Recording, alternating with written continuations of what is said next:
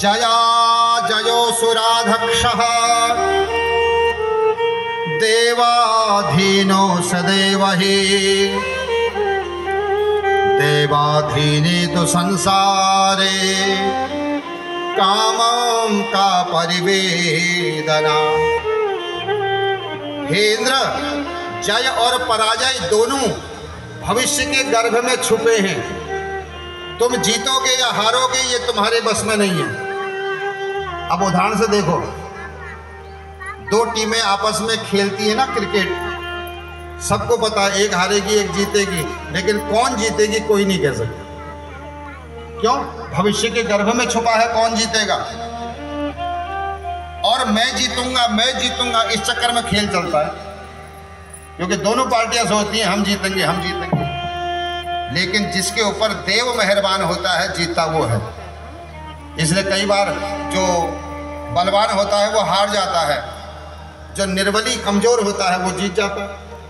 कई बार आप देखते होंगे गरीब आदमी तो मालपुआ खा के सो रहा है और अमीर आदमी गोली खा के सो रहा है, क्योंकि डॉक्टर ने कह रखा है फुलके की ओर देखना मत, दाल का पानी पीना, गोली खा के सो जाना। व्यवस्था सब है, लेकिन करते क्या हो, परिस्थिति ऐसी है वो कुछ खा नहीं सकता। आज यहां पर समझा रहे हैं बिना पुरुषकारेण कदाचे सिद्धिमाप्नुया। इसलिए हे इंद्र, मैं तो एक ही बात कहूंगा, क्या पता भविष्य के गर्भ में लिखा हो तुम जीत जाओ, क्योंकि तुम्हें लगता है ना हार जाएंगे, क्या पता जीत जाओ, भविष्य में तुम्हारे लिखा हो विजय श्री मिल जाए। इसलिए इंद्र, मैं तो तुमको एक बात कहूंगा, लड़ो। जो लड़ता है वही जानता है मार का दर्द क्या होता है। जो हार के डर से मैदान में ही नहीं उतरेगा उसे क्या पता हार का दुख क्या होता है। देखो समझाने का तरीका बृहस्पति जी का। सच कहूं, कुछ बच्चे ऐसे होते हैं ना, फेल होने के डर से उनका हमारा नहीं भरन पाओ। अरे भर तो दे भाई, क्या पता। कभी कभी ऐसा होता है महाराज, रात रात भर पढ़ने वाला बेरोजगार घूमता है। मेरे पास भी है एक आध बच्चे ऐसे, बोले महाराज मैंने खाली ऐसे ही भर दिया था फॉर्म और निकल भी गया, नौकरी भी लग गई, कोई तैयारी नहीं, कुछ नहीं। आज ये भी कह रहे हैं उद्यमेन येनूनम भविष्यते सुराधिपै। क्या बता भविष्य ने तुम्हारे भाग्य में जीत लिखी हो और तुम हार के डर से लड़ो ही नहीं और फिर तुम परमात्मा को दोष दो। इससे तो अच्छा यह है तुम लड़ो। ये कथा हमको शिक्षा दे रही है, पराजय के डर से अपने पैर पीछे नहीं खींचने चाहिए। क्या पता मेरी जीत हो जाए भाई, बस इसी आशा में आगे बढ़ना चाहिए। इसलिए हमारे यहाँ कहते हैं ये जो आशा है ना, ये बहुत बड़ी शक्ति है। इसलिए हर व्यक्ति को आशा होनी चाहिए, हो सकता है, हो जाएगा, मैं करूंगा। जो व्यक्ति पहले ही मन मार ले जाता ना, तो हम पसंद नहीं भाई, हम ना कर सकता तो है के नहीं बता रहा, क्यों लानी है भाई। आशावान बनिए। आशा जिनके पास होती है ना, वो कुछ भी कर, पहाड़ चढ़ जाते हैं महाराज। पंगुम लंघयते गिरिम, लंगड़ा पहाड़ लांघ लेता है। कब? जब आशा, और वो लंगड़ा अगर सोचता मैं नहीं चल सकता, कभी चढ़ पाता ऊपर। इसलिए पॉजिटिव एनर्जी रखिए, यही आशा है। आज कहते हैं नोद्यमेन बिना राज्यम न सुखम न च यशः। जो लोग परिश्रम नहीं करते, जो लोग आशावान नहीं होते, जो लोग मेहनत नहीं करते, उनको सुख राज्य कुछ नहीं मिलता।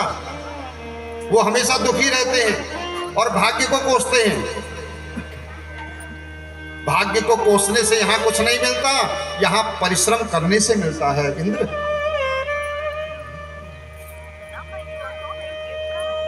उद्यमेन हि सिद्ध्यन्ति कार्याणि न मनोरथा। जो उद्यम करते हैं उन्हीं के मनोरथ पूरे होते हैं। आपको एक बात बताऊं, अगर चलोगे तो कहीं ना कहीं पहुंचोगे। अब चलोगे ही नहीं तो भैया कहां पहुंचोगे बताओ? जहां थे वहीं रहोगे। चलो तो सही।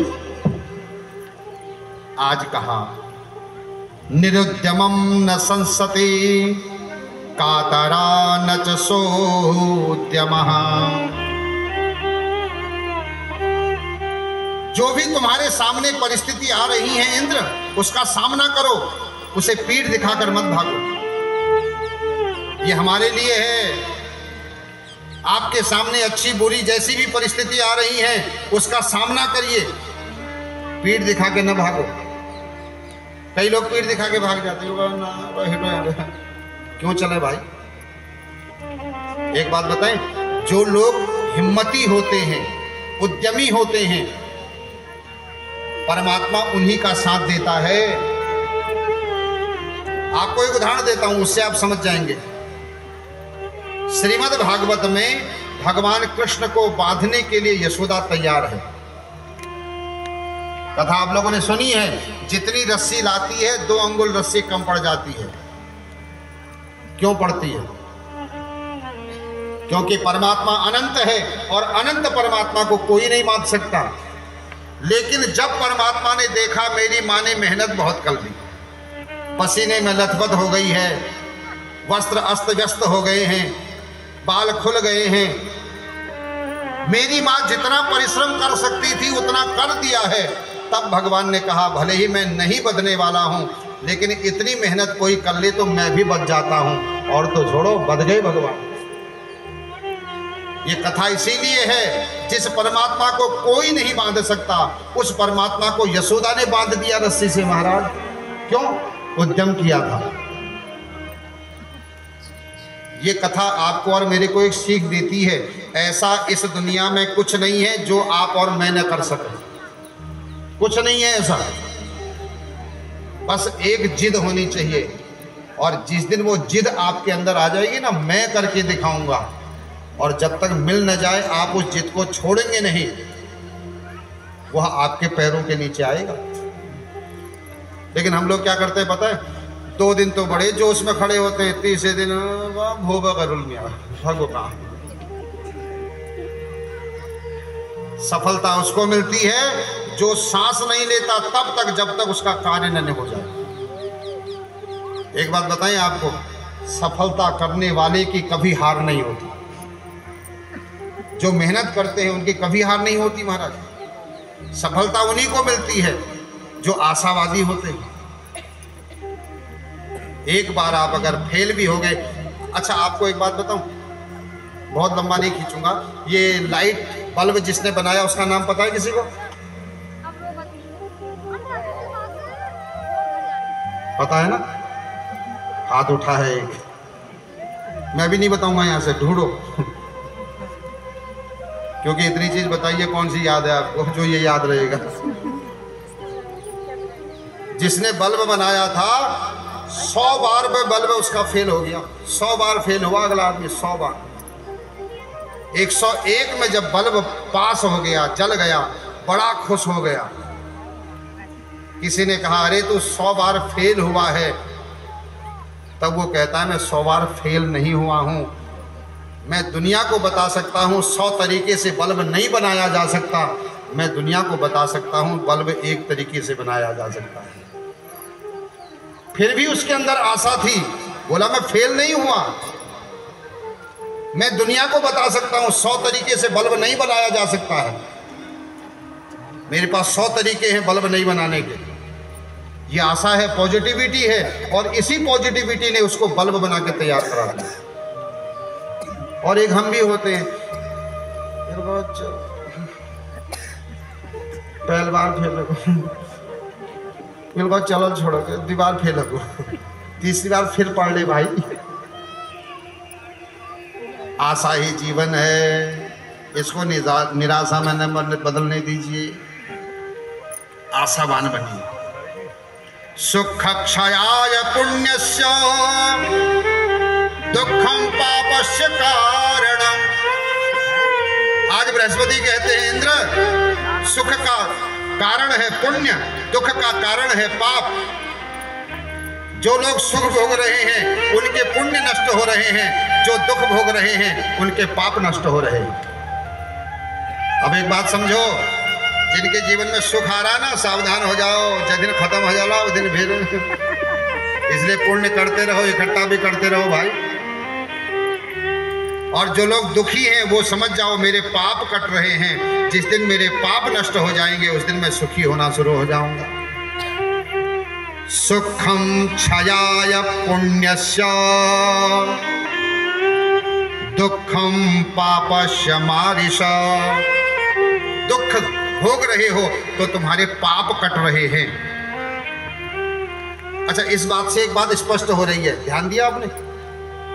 अगर सुख चाहते हो तो पुण्य इकट्ठे करो, और अगर दुखी नहीं होना चाहते हो तो पाप मत करो। अब लेकिन एक समस्या, आप उठ रहे हो उसमें भी दो में से एक हो रहा है। अच्छा ऐसे समझ लो, मैंने ये फूल उठा लिया, फूल उठा लिया, इस फूल को उठाने में दो में से एक काम जरूर हुआ है, या तो पाप हुआ है या पुण्य हुआ है। कर्म कितना गहरा होता है। अब मैंने ये फूल जब उठाया था मेरी नियत क्या थी, उस नियत के आधार पर निकलेगा ये पाप है या पुण्य। अगर मैंने अच्छी नियत से उठाया पुण्य का फल सुख मिलेगा, अगर मैंने ये बुरी नियत से उठाया है तो यही मेरा पाप भी हो गया है, भले ही फूल उठाया है। कई बार हमारे यहाँ लोग कहते हैं ना, बिल्कुल महाराज जिसला करना भला करना। अगर दूसरे को गिराने की नियति से अच्छा भी कर्म कर रहे हो तो पाप है, उसका फल आपको दुख भोगना पड़ेगा। वो त्वष्टा ऋषि की कथा आती है ना भागवत जी में, वो इंद्र को मारने के लिए बेटा पैदा कर रहे थे। इंद्र को मारने वाला बेटा हो, परिणाम क्या हुआ? इंद्र के हाथ से मरने वाला बेटा पैदा हो गया, क्योंकि नियत ठीक नहीं थी, इसलिए परिणाम उल्टा। नियत का बहुत बड़ा खेल है जीवन में महाराज। नियत साफ हो, नियत सही हो। आज कहते हैं, लेकिन हमारी नियत सही हो कब पता लगेगा, कैसे लगेगा? बोले इसके लिए सत्संग करना पड़ेगा। बिनु सत्संग विवेक न होई, बिनु सत्संग विवेक न होई, बिनु सत्संग विवेक न होई। राम कृपा बिनु सुलभ न सोई, राम कृपा बिनु सुलभ न सोई। बिनु सत्संग विवेक न होई, राम कृपा बिनु सुलभ न सोई। तुम्हें पता लगेगा सत्संग के द्वारा। सत्संग करो, सदगुरु के पास रहो। आज इंद्र से कहते हैं बृहस्पति देव, गुरु पद प्रीति नीति रत जेहि, द्विज सेवक अधिकारी तेहि। जो गुरु के चरणों की आज्ञा पर रहता है, चरणों का आश्रय लेता है, जो ब्राह्मणों के वचनों के अनुसार चलता है, वह कुछ भी करने में समर्थ हो जाता है। गुरु प्रसन्न साहिब अनुकूला, मिटे मलिन मन कलुषित वीणा। बड़ी सुंदर चर्चाएं करते हैं। अंत में इंद्र समझ जाता है ममता दुख का कारण है, ममता से बाहर निकलना चाहिए, संतोष जीवन में रखना चाहिए। अब इंद्र बोला मैं लड़ूंगा।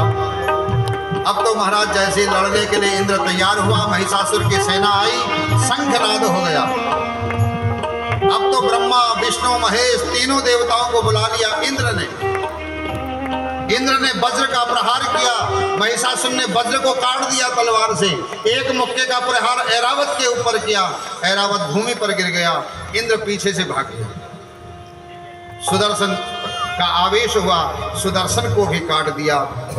भगवान विष्णु गरुड़ से बोले भैया निकल दे यहाँ से चुपचाप, क्योंकि विष्णु समझ गए इसको मारा नहीं जा सकता, निकल यहाँ से। अब विष्णु भगवान जा रहे थे तो भगवान शिव का पाशुपात्र अस्त्र भी जब निष्फल हो गया, भगवान शंकर भी बोल पड़े नंदी से, बेटा चलो। विष्णु ही खिसक गए तो हम क्या करें यार, सारे देवता खिसक लिए। परिणाम महिषासुर ने स्वर्ग में अपना आधिपत्य जमा लिया।